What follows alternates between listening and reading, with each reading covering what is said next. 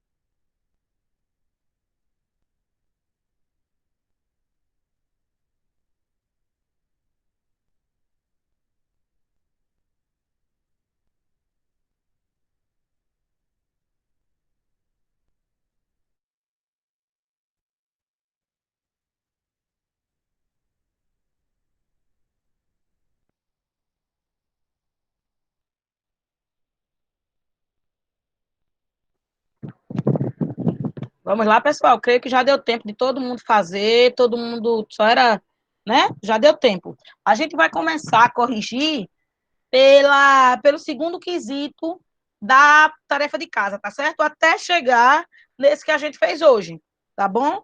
Ok?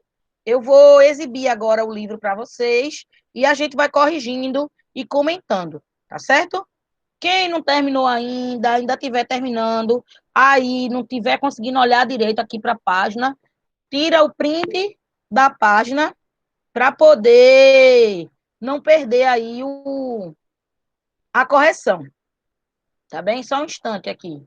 Para eu voltar aqui o livro e pegar o livro de vocês, que eu estava no livro do 8º. Já vai abrir. Certo? A nossa página inicial é a página 79, não é isso? Página 79. Desculpem. Página 79.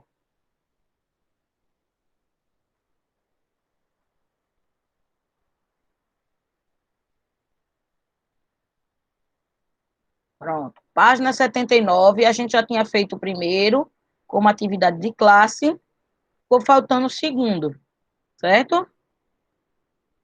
Que a gente mandou para casa. Segundo, reler, todo mundo está vendo aí a exibição da página? Está todo mundo vendo? Está todo mundo ok? Então vamos lá. Releia mais um trecho retirado do esquete. Homem na Lua. A gente tem muito a aprender. Finche também acho.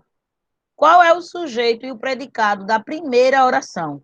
O sujeito é a gente. O predicado é tem muito a aprender. O sujeito é a gente, certo? A gente muito a aprender. Só que tem muito a aprender. Desculpa. A gente tem o verbo ter. Olha aqui, então esse pedacinho aqui, tem muito a aprender, é o predicado. E a gente é o sujeito, certo? O sujeito não aparece na segunda oração, mas é possível identificá-lo, sabendo que ele é o termo de quem se fala e com quem o qual o verbo concorda, que a gente não falou isso agora quando a gente estava revisando no começo da aula. O sujeito, o verbo sempre vai concordar com o sujeito, na maioria dos casos.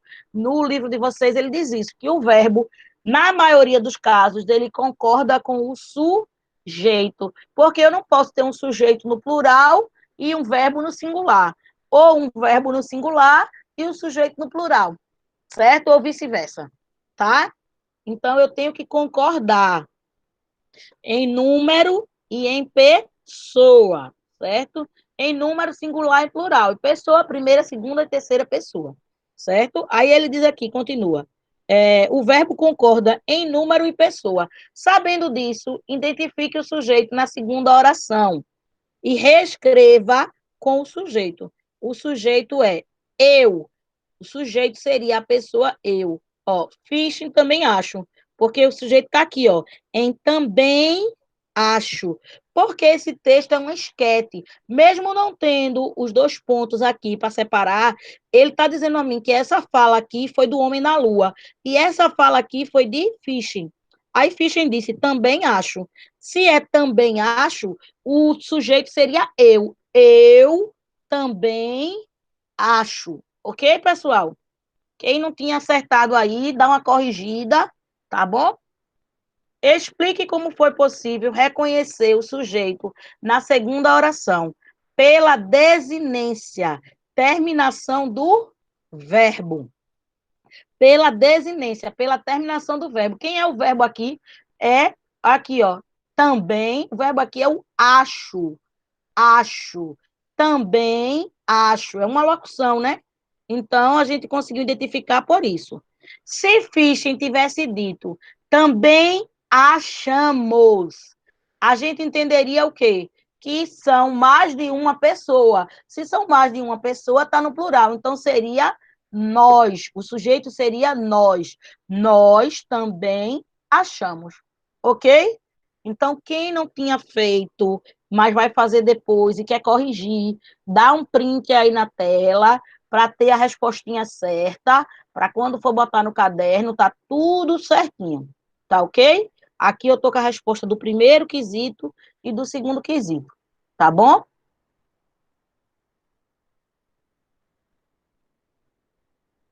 Posso trocar de página? Sim, Ok, pode. ok, então vamos lá. Página 80, continuando aí na correção, certo? Essa parte aqui também foi de tarefa de casa. Terceiro, quarto, tá bom? Foi até que quesito, até o sexto tem aqui, ó, tarefa de casa. E o sétimo quesito é o que a gente fez agora, tá? Que foi tarefa de classe. Mas vamos continuar aqui na correção. Leia a tirinha a seguir e responda as questões. A tirinha é dos personagens Haroldo e Kelvin, né? Calvin, se eu não me engano, o nome dele é Calvin. Ó, para Calvin, Haroldo ele tem vida e eles conversam como se eles tivessem vida. Mas se você olhar aqui, se você perceber, você vai ver que Haroldo ele é um tigre de pelúcia, né? Mas para Calvin ele tem vida. Veja a conversa. Haroldo, você voltou, que bom te ver. Também senti sua falta, Haroldo respondeu. Puxa, você não ficou com medo à noite, lá no mato? Claro que não. Os tigres não têm medo disso. Fiquei tão entediado que resolvi voltar, Haroldo respondeu. Aí Calvin vem do quarto dele para a cozinha. Mãe, olha, o Haroldo voltou. Sim, seu pai o encontrou ontem à noite e o trouxe de volta. Não diga! Ele desbrava para o lado de Haroldo, né? Foi. Por que você não vai agradecê-lo agora? A mãe fala. Por que você não vai agradecer agora? Agradecer ao pai, né? Na tirinha, Calvin e Haroldo estão se reencontrando após um período de ausência do tigre. Qual foi o motivo dessa ausência? A resposta: Haroldo passou a noite fora de casa, no mato, certo? Quem botou Haroldo passou a noite fora, Haroldo estava lá fora no mato, Haroldo estava no mato, Haroldo não estava dentro da casa, tudo isso está correto, tá bom? O que Haroldo diz para justificar o seu retorno? Ele diz que ficou entediado da vida lá no mato e quis voltar, né? Por isso resolveu retornar. Como Calvin se sente com o retorno do amigo no início da tirinha? Comprove sua resposta com elementos dela. Ele fica feliz, né? Pelo que ele disse a Haroldo. Isso é comprovado pela forma como ele disse e pela expressão facial, né? Quando ele diz, Haroldo, você voltou, que bom te ver. E pelo sorriso que Calvin tá, né? Então, a maneira que vocês botaram aí com as palavras de vocês tendo isso, tá ok, né? Que foi, dá para perceber, ele se sente feliz e dá para perceber isso pelo que ele fala e expressão, pela expressão do rosto dele, né? Expressão facial. O que Calvin faz? É, o que faz Calvin mudar de comportamento? Ele descobre que seu tigre não tinha voltado sozinho, como ele tinha dito, né? Foi o seu pai por conta própria, mas sim que seu pai o havia trazido de volta. O que faz ele ficar bravo? Porque Haroldo não voltou porque ele quis. Haroldo voltou porque o pai de Calvin o encontrou, né? Dá a entender que Haroldo estava no mato, mas ele estava com medo também, né? Releia o seguinte trecho da fala de Haroldo. Os tigres não têm medo disso. Qual é o sujeito? Não, qual é o sujeito da forma verbal tem? O sujeito aí é os tigres, ok? O sujeito aí é os tigres, certo? Qual é o núcleo desse sujeito? A gente sabe que o núcleo é uma só palavra. Então, o núcleo aí é a palavrinha tigres. O núcleo é a palavrinha tigres. Se o sujeito fosse um tigre, como ficaria o predicado? Não tem medo disso.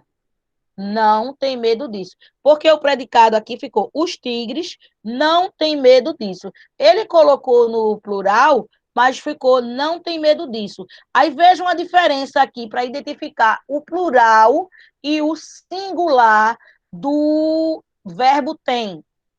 É o acento. O verbo tem com acento, ele está no plural. O verbo tem sem o acento, ele está no singular. Então, quando eu me refiro a um único tigre ou tem alguma coisa, a de uma única pessoa no singular, eu vou usar esse verbo sem acento. Se é no plural, eu tenho que usar o verbo com acento. Ok, pessoal? Se liga aí nisso, tá? Isso daí pode ser uma questãozinha, casquinha de banana aí para vocês. Porque Haroldo empregou o sujeito na forma plural para enfatizar, né, que todos os tigres não têm medo do mato, não têm medo da floresta, tem um espírito aventureiro, é corajoso. Ele quis colocar no plural porque ele se colocou na espécie, né? Ele quis dizer que a espécie tigre não tem medo dessas coisas, né? Pode falar, pode Estão me falar. perguntando no chat. Estão me perguntando no chat. Só um instante. Gente, quando eu estou transmitindo a página, se vocês ficarem falando no chat, eu não vejo. Vocês têm que falar, tá? Qual foi a letra B, professora, do quarto? Certo. Deixa eu voltar aqui. Tem que falar, pessoal. Tem que perder a vergonha aí da fala, tá? Ó, a letra B, ele está perguntando o núcleo do sujeito. Qual é o núcleo do sujeito? O sujeito é os tigres. O núcleo do sujeito é só a palavrinha tigre. Eu não expliquei que cada sujeito e cada predicado, ele tinha um núcleo? Tigres. Olha aqui, tigres. Tigres. Tigres. Ok? Tirou a dúvida aí? Ok. Pronto. Sim, professora, obrigado. Por nada, meu amor. Se o sujeito fosse um tigre, a gente já viu isso, né? Já passou por essa pergunta aí. O verbo, ele seria sem o acento. Seria não tem. E a letra D, por que que Haroldo falou no plural? É porque ele queria demonstrar ou enfatizar que os tigres não têm medo, certo? Releia o outro trecho da tirinha e responda as questões. O outro trecho é: seu pai o encontrou ontem à noite, lá fora, e o trouxe de volta. Qual é o sujeito da oração e o trouxe de volta? O sujeito é seu pai ou ele. Seu pai ou ele. Olha aqui, ó. Seu pai o encontrou ontem à noite, lá fora, e o trouxe de volta. Quem foi que trouxe de volta? Quem foi que encontrou? Foi o pai. Então, o sujeito é seu pai. Ou poderia ser substituído pelo pronome ele. Tá vendo aqui? O sujeito é seu pai. Ou o pronome ele. Por que o sujeito não aparece nessa oração? Para evitar repetição, né? Quando a gente está escrevendo um texto, a gente não pode ficar repetindo a mesma palavra. Então, para evitar repetição, pois o sujeito já tinha aparecido. O sujeito não aparece na primeira parte, então eu já sei quem é o sujeito. O sujeito é quem? É o pai, nessa oração aí. Então, para evitar repetição, ele não aparece de novo, certo? Aí ele diz aqui: identifique na tirinha e registre no seu caderno outras orações em que o sujeito não aparece, mas em que é possível identificá-lo. O sujeito, quando ele não aparece, minha gente, ele está implícito. Quando ele aparece, ele está explícito, certo? Olha aqui, mais duas orações em que o sujeito não está explícito, mas a gente sabe que existe o sujeito, a gente consegue identificar o sujeito. Também senti sua falta. Quem é que sentiu sua falta também? Foi Haroldo. Fiquei tão entediado que resolvi voltar. Foi Haroldo também, certo? Também sentiu sua falta e ficou tão entediado que resolveu voltar. foi Haroldo. Olha aqui, ó. Mais duas orações. É só copiar a oração. Também senti sua falta e fiquei tão entediado que resolvi voltar. Ok? Deixa eu só descer aqui um Ok. pouquinho. Pronto. Ó, eu vou deixar o terceiro e o quarto agora aí à mostra, para quem não copiou, quem não respondeu, poder dar um print Ô, e. Érica, Oi, querido. essa aula termina de 10h20? 10h20, eu posso É, estender ela um pouquinho até 10h40, tá? Até porque vocês não têm mais aula hoje, tá tá. bom? O certo era ela terminar de 10h20, porque eu não dei o intervalo da segunda, da terceira para a quarta. Mas a gente só vai terminar quando a gente terminar a correção, tá bom? Tá ok? Tá. Aguarda aí só um pouquinho Ok. que não tem mais aula hoje, tá? Olha aí, quinto quesito, a gente já está no sexto quesito dessa página, só falta um quesitinho da outra página, tá bom? Ó, leia os títulos de notícias a seguir para responder as questões. Aí eu tenho aí, ó, Clarice Assad canta Milton Nascimento em tributo na Caixa Cultural Fortaleza. O título 2, participantes da Mostra de Artes cantam no palco da nova Casa da Música. Aí ele pergunta, letra A, quais são as formas verbais presentes nesse título? Quando eu falo forma verbal, quando o livro traz forma verbal, ele está querendo dizer o quê? Quais são os verbos, certo, pessoal? Quais são os verbos? No título 1 é o verbo canta. E no título 2 é cantam. Então, eu tenho aí o mesmo verbo, que é o verbo cantar. Ele está no singular e no outro ele está no plural, certo? Canta, cantam, ok? Qual é o sujeito de cada uma dessas formas verbais?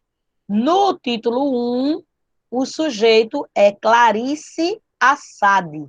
Olha aqui, ó, Clarice Assad canta. No título 2 é participantes da Mostra de Artes, ó. Participantes da Mostra de Artes cantam. Participante da Mostra de Artes cantam, ok? Então, o sujeito do 1 é Clarice Assad, o sujeito do 2 é participantes da Mostra de Artes, ok? Letra C. Com base nas respostas aos itens anteriores, o que é possível concluir sobre o verbo e o sujeito a que eles se referem? Explique. É possível concluir que eles concordam em número, pois o título 1, o sujeito está no singular e o verbo também, canta. Já no título 2, o sujeito está no plural e o verbo também, cantam. Vocês podem botar somente é possível concluir, ou chegamos à conclusão, que eles concordam em número. Que eles concordam em número, ok? Que os verbos concordam em número com o sujeito. Que eles concordam em número com o sujeito. Certo, pessoal? Ok? Um minutinho aí, um segundinho, para quem Ok. quiser tirar o print desse pedacinho. Já tirei. Pronto. Muito bem. Vamos para a página. Tá bom, vou esperar. Quando tiver ok, me avisa.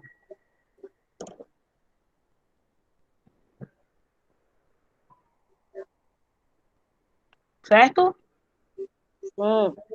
Pronto.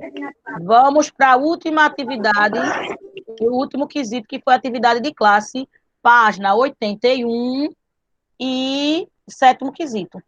Leia o poema e responda as questões a seguir. Meio-dia.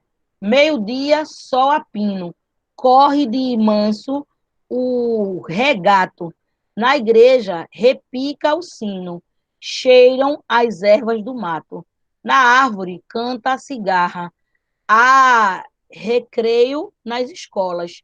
Tira-se muita algazarra. A merenda das sacolas. O lavrador pousa a enxada no chão, descansa um momento e enxuga a fronte suada, contemplando o firmamento. Nas casas, ferve a panela, sobre o fogão, nas cozinhas. A mulher chega à janela, atira milho às galinhas. Meio-dia, o sol escalda e brilha em toda a pureza. Nos campos, cor de esmeralda, e no céu, cor de turquesa. E a voz do sino ecoa, longe, de atalho em atalho. Vai pelos campos cantando a vida, a luz, o trabalho. Que lindo poema. É de Olavo Bilac, chama-se Meio-Dia, certo? Aí ele pergunta, na letra A, que relação existe entre o título do poema e os trechos apresentados nas estrofes? Os fatos apresentados nas estrofes criam uma cena típica, né, do horário do meio-dia. O horário do meio-dia, quem trabalha no campo, ele para a enxada para comer. Em alguns lugares, é o recreio da escola. Quando é a escola integral, é o recreio mais longo, né, onde os alunos vão lanchar, vão comer, né? E antigamente as escolas elas eram integrais. Depois foi que elas passaram a ser em turnos. Mas antigamente, na época aí de Olavo Bilac, as escolas eram integrais. O sino da igreja começa a tocar porque era o momento de informar as pessoas o horário. Então, o sino da igreja ele toca de hora em hora. E em alguns lugares, ele toca de 6 da manhã, meio-dia, 6 da noite e meia-noite. Eram os horários que o sino tocava. Então, ele traz fatos cria uma cena típica, né, do meio-dia, muito dinâmico, em que a luz, som Travou, e movimento. Oi? tinha travado um pouquinho. Foi? Vou repetir. O que ele está falando aí nesse poema, ele está falando que é dessa relação do horário de meio-dia com as coisas que acontecem em volta desse horário. Em torno desse horário. É o horário que as mães estão terminando de cozinhar, as panelas estão no fogo. Você nota que ele traz uma vida no campo. Ele não está falando de uma vida na cidade. Ele está trazendo a rotina de uma vida no campo. Antigamente, as crianças estudavam até meio-dia, estudavam o dia todo. Então, no horário de meio-dia, era o horário de tirar o lanche da bolsa e comer. O sino, ele traz o horário, né, para as pessoas saberem da hora. O homem do campo, ele para a enxada nesse horário. Então, ele vem trabalhando muito, enxuga o suor do rosto para continuar trabalhando, para comer e depois continuar trabalhando. O sol está bem a pino, bem alto, está no meio do céu, né, bem forte. Então, se você olhar para o campo, está lá verde esmeralda. Se você olhar para o céu, está azul turquesa. O que o texto traz é essa relação com o cotidiano do horário, de meio-dia, tá bom? Quais são os sujeitos das formas verbais? Corre, repica, cheiram. Na primeira estrofe, o regato, o sino, as ervas do mato. O regato, o sino, as ervas do mato. Esses são os sujeitos, porque é um sujeito para cada verbo. Corre, o regato, repica, o sino, cheiram as ervas do mato, ok? O que esse sujeito tem em comum quanto à posição que eles ocupam em relação ao verbo? Eles foram colocados após as formas verbais. Lembram disso? Quando a gente estudou sujeito predicado, ele também falou sobre a posição do sujeito na oração. O sujeito ele pode vir antes do verbo ou ele pode vir após o verbo. Nesse caso aí, eles estão colocados após o verbo. Todos esses sujeitos aqui, eles estão vindo após o verbo, certo? Cite um verso que explica uma construção com o sujeito posicionado antes do verbo. O sujeito antes do verbo. O lavrador pousa a enxada. A mulher chega à janela. O sol escalda. Se você botou uma dessas daqui, não precisa botar as três. Se botou uma dessas, tá certo. Porque ele pede, ó, um verso. Então, ele deu 3 exemplos aí, mas você só precisava colocar um, tá bom? Aonde o sujeito está vindo antes do verbo, certo? Como você pode perceber, nesse texto, os sujeitos foram empregados em diferentes posições. Essa alternância favoreceu ou prejudicou sua leitura do poema? Isso aí é uma resposta pessoal. Você vai dizer, não consegui entender direito, não, foi tudo ok, não prejudicou, eu entendi perfeitamente. É uma resposta pessoal, tá bom? Identifique da posição do sujeito o que acontece com as formas verbais. Elas se flexionam para se ajustar a pessoa ao número em que o sujeito está. Elas se flexionam para se ajustar a pessoa ao número. Elas se flexionam para se ajustar a pessoa e ao número, dependendo da posição que elas estejam. Se o verbo está antes do sujeito ou se o verbo está depois do sujeito, elas vão se flexionar para se ajustar e ficar correta na frase, no período. Ok, pessoal? Mais um segundinho aí para quem quiser printar aí essas respostas, tá? E por hoje é só. Pronto, passamos aí, só, graças a Deus, 10 minutinhos do horário que a gente tinha combinado, mas a gente precisava fazer essa correção todinha, tá bom? Não vamos ter atividade de casa hoje, porque o nosso próximo assunto seria um assunto novo. Então, a gente não vai ter atividade de casa. Como vocês estão me informando que não tem mais aula hoje, então, por hoje é só. Todo mundo pode ir dando tchau e desligando a ligação. Tchau. Tchau, querido. Tchau. É só tirar agora aí desligando e saindo da chamada, tá bom? Tchau. Tchau, meu amor. Todo mundo saindo da chamada.